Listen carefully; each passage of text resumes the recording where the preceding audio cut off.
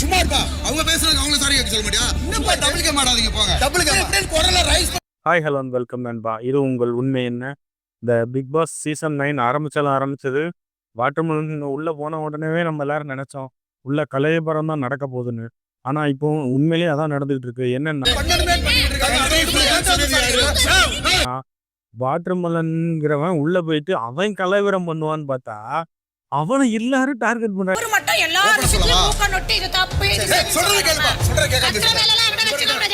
நேற்று வீடியோல சொல்லியிருந்தேன் உன்னை கண்டிப்பா டார்கெட் பண்ணுவாங்க, உன்னை கார்னர் பண்ணிடுவாங்க அப்படின்னு. ஏன்னா வெளியில எல்லாரும் ஒவ்வொருத்தரும் ஒவ்வொரு மாதிரி பார்த்துருப்பாங்க. உள்ள போகும்போது எல்லாருக்கும் பிடிக்காத அங்க ஒரே கேரக்டர் யாரா இருக்கான்னு பாத்தீங்கன்னா திவாகர். எல்லாரும் பேசலாம் பழகலாம், ஆனா திவாகர் மேல எல்லாரும் வெறுப்புல தான் இருக்காங்க. என்னன்னு நம்ம பார்க்கலாம்.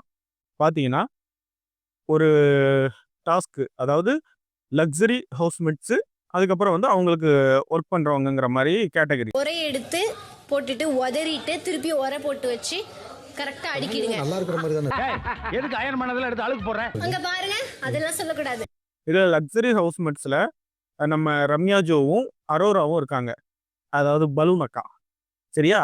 அவங்க 2 பேரும் இருக்காங்க. அவங்க 2 பேரும் வந்து திவாகருக்கு வந்து வேலை கொடுக்குறாங்க. அதாவது ஃபர்ஸ்ட் என்ன சொல்றாங்கன்னா, அந்த பில்லோ கவர் எல்லாத்தையும் இது பண்ணிட்டு பெட்ஷீட்டை பூரா உதறிட்டு மடிச்சு வைங்க அப்படின்னு. அது நல்லாதானமா இருக்கு அப்படிங்காங்க.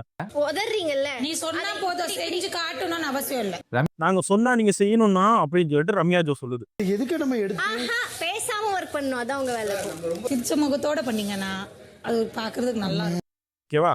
அதாவது ரம்யா ஜோ இவர் மேல ஏதோ ஒரு டார்கெட்ல இருந்திருக்குங்கிறது நல்லாவே தெரியுது. டேய், அப்ப நீ என்ன அடிச்சு ஃபேமஸ் ஆலாம் பாக்குற? அதெல்லாம் நீங்க சொல்லக்கூடாது. நாங்க நிறுத்துருங்கன்னா நீங்க நிறுத்தணும். அதாவது நீங்க எல்லாம் கேட்கலாம், உனக்கு உள்ளுக்குள்ள நல்லா கூறுறது இல்ல அப்படின்னு. கண்டிப்பா இருந்தாலும் வாட்டர்மெலன் இவ்வளவு நாள் எல்லாரையும் போட்டு பாடாப்படுத்தி இன்டர்வியூல இருந்து எத்தனை இன்டர்வியூல இருந்து எழுச்சி போய் எல்லாரையும் பாடாப்படுத்திருப்பான். அவனை ஒரு ஆள் கார்னர் பண்ணி உள்ள எங்கேயும் ஓட விடாம வச்சு செய்யும்போது பார்க்க நல்லா தானே இருக்கு.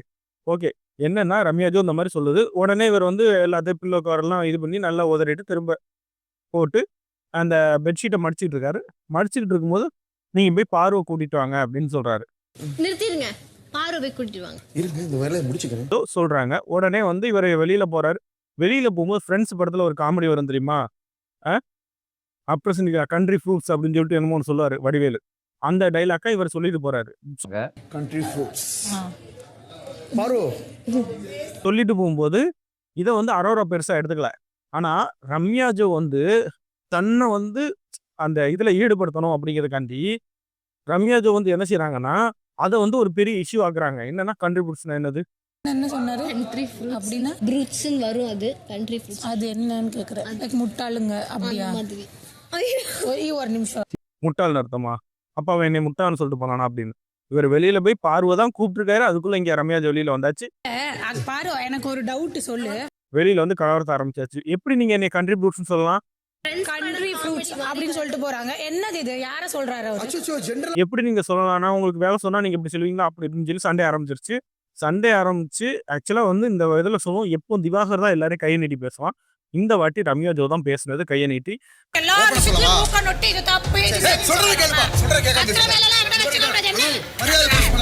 கையை நீட்டி நீட்டி பேசிச்சு. அதாவது திவாகரை பொறுத்தவரை எனக்கு இன்னொரு விஷயம் என்னன்னா, ஒருவேளை கொஞ்சம் கொஞ்சமா ஆள் மாறிக்கிட்டு வரானோ, நார்மல் ஆறானோன்னு சொல்லுது. அந்த பைத்தியம் தெளியுதோன்னு எனக்கு தோணுது. ஏன்னா சாரியே சொல்லாத திவாகர் சாரி சொல்றான். தப்பு தானே அந்த வார்த்தை? என்ன யூஸ் பண்ணது தப்பு, யூஸ் பண்ணது தப்பு. எத்தனை 7 வாட்டி சாரி சொல்லிட்டான் நண்பர்களே. சாரிமான்னு பேசும்போதெல்லாம் சொல்லிக்கிட்டே இருக்கான். இதுக்கிடையில பாத்தீங்கன்னா அரோரா சொல்லிட்டு எனக்கெல்லாம் எதுவும் தப்பா தெரியலங்க அப்படிங்கிற மாதிரி சொல்லிருச்சு. எனக்கு அஃபண்டால நான் நோட்டீஸ் கூட பண்ணல, சிரிச்சிட்டு விட்டேன். அது எப்படிங்க நீங்க சொல்லலாம்? நானும் வந்ததுல இருந்து பாத்துக்கிட்டு இருக்கேன், நீங்க எல்லாமே இதா பண்ணிக்கிட்டு இருக்கீங்க அப்படி இப்படின்னு சொல்லி அந்த ரம்யா ஜோ வந்து இவரை டார்கெட் பண்ற மாதிரியே பேசிக்கிட்டு இருக்கு. கெமி வந்து இவர் விஷயத்துல ஜெனரலா எதுவும் சொல்லக்கூடாது. பிரவீன் அண்ணா வந்து எதுவும் சொல்லக்கூடாது. ஆனா இவரு மட்டும் எல்லாரும் மூக்க நொட்டி இது தப்பு கண்ட்ரிபியூஷன்ங்கிற வார்த்தை நீங்க எப்படி சொல்லலாம் அப்படின்னு. உடனே சாரிமா இப்படி வச்சுட்டு சாரிமா அப்படின்னு சொன்னா இனிஷியல் சொன்னா நாங்க ஏத்துக்கிடுவோமா அப்படிங்கிற மாதிரி அந்த பொண்ணு ஒரு ஆக்டிங் விட்டு சொல்லுது. சாரி, அது என்னது இது? நானும் கேக்குறேன் சாரி 50 வாட்டி கேக்குறேன். ஆக்சுவலா இதுல என்னன்னா எல்லாரோட ஃபேஸும் வந்து டிவிக்கு வேணும், அதாவது டிவி டைமிங் வேணும் அப்படின்னு நினைக்கிறாங்க. உடனே இதுக்கிடையில தான் நம்ம கட்ட பஞ்சாயத்து பொம்பளை நாட்டாம பார்வை கூப்பிடுறாங்க. பாரு உள்ள வந்து நாட்டாம போகணும்னு பார்த்தா பாரு வந்து தன்னோட ஃபேஸ் ரிஜிஸ்டர் ஆகணுங்கிறதுக்காண்டி கூட கொஞ்சம் அந்த பிரச்சனையை பெருசா தான் ஆக்குது. என்ன பிரச்சனை நடக்குன்னு கூட தெரியாம அந்த பிரச்சனையை பெருசாக்கி விட்டுருச்சு பாரு. இதுக்கிடையில பார்த்தீங்கன்னா, பாருவுக்கும் இன்னொரு ஆளுக்கும் அந்த கானா இவருக்கும் சண்டை வந்துருச்சு.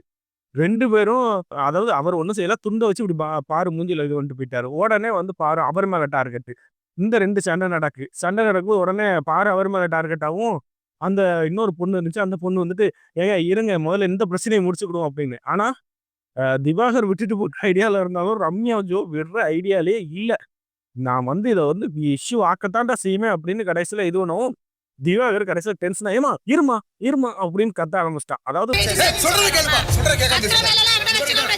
மரியாதை பேசணும், அடிச்சு உள்ள இருந்த அந்த அந்நியன் வெளியில திவாகருக்குள்ள இங்க அவன் சொன்னான் தெரியுமா, நான் அந்நியனாவும் அம்பியாவும் நடிப்பேன்ட்டு இவ்வளவு நேரம் அம்பியா இருந்தா அந்நியன் வெளியில வந்துட்டான். அந்நியன் வெளியில வரவும், "என்ன நீ கையை நீட்டி பேசுற" அப்படின்னுச்சு. ஆக்சுவலா வந்து அந்த பொண்ணு தான் ஃபர்ஸ்ட் கையை நீட்டி பேசுனது. இதுல வந்து எதுவும் தப்பு இல்ல. கடைசியில இது எப்படி ஆச்சுன்னா, அவன் கை நீட்டி பேசும்போது வேற ஹவுஸ்மேட்ஸ் இல்ல. எல்லா ஹவுஸ்மேட்ஸும் வரும்போது திவாகர் மேல எல்லாரும் பாஞ்சிட்டாங்க. என்ன சப்போர்ட் பண்ணாங்க? திவாகரை எல்லாரும் வச்சு செஞ்சுட்டாங்க. என்ன தெரியுமா? என்ன எஜுகேஷன்? இதுல வந்து அந்த 2 பேர் வந்து திவாகரை அடிக்கிறதுக்கே பாஞ்சிட்டாங்க. பண்ணணுமே பண்ணிட்டு இருக்காங்க. இவ்வளவு பேச சொல்லுங்க. என்ன இது கை என்னடியோ?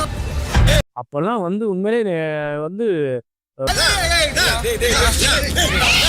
இப்போ இவ்வளவு நாள் வந்து நான் கலாய்ச்சி இவனுக்கு அடி விழாதான்னு நினைச்ச இடத்துல, அதாவது மொத்த பேரும் சேர்ந்து ஒருத்தனுக்கு அகைன்ஸ்டா இதாகும்போது கொஞ்சம் ஓரளவுக்கு பாவமா இருந்துச்சு. ஐயோ பாவமே, எல்லாரும் இவனுக்கு அகைன்ஸ்டா இருக்கீங்களா அப்படிங்கிற அளவுக்கு இருந்துச்சு.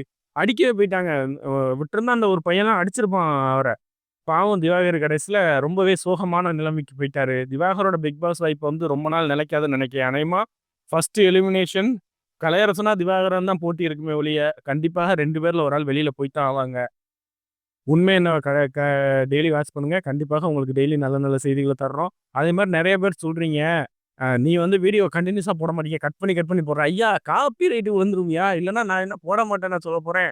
விஜய் டிவி இந்தா உனக்கு நீ வச்சுக்கோ, நீ எவ்வளவு வேணாலும் போடு அப்படின்ட்டாங்கன்னா நாங்க பாட்டுக்கு போட போறோம். காப்பி ரைட் விழுந்து தொலைஞ்சிரும். விஜய் டிவி அவங்க எப்படினாலும் போடலாம். ஏன்னா அவங்களோட ஓன் கான்செப்ட் அது. நம்ம போடும்போது வந்து ஒரு 5 செகண்டுக்கு மேல போட்டோம்னா உடனே எடுத்து வச்சு ஒரு குத்து குத்திடுவான். குத்துனோம்னா சேனலும் காலி, எல்லாம் போச்சுன்னு ஒரேடியா இப்படி தலையில துண்ட போட்டு போக வேண்டியதான். அதனால அட்ஜஸ்ட் பண்ணிக்கோங்க. எப்படியாவது முடிஞ்ச வரைக்கும் அந்த கிளிப்பிங்ஸை வீடியோ கடையிலே அட்டாச் பண்ணிக்கிறேன். நீங்க வந்து அப்படி ஃபாஸ்ட் ஃபார்வர்டிங் கூட போட்டு பார்த்துக்கோங்க. சரியா? நன்றி, வணக்கம்.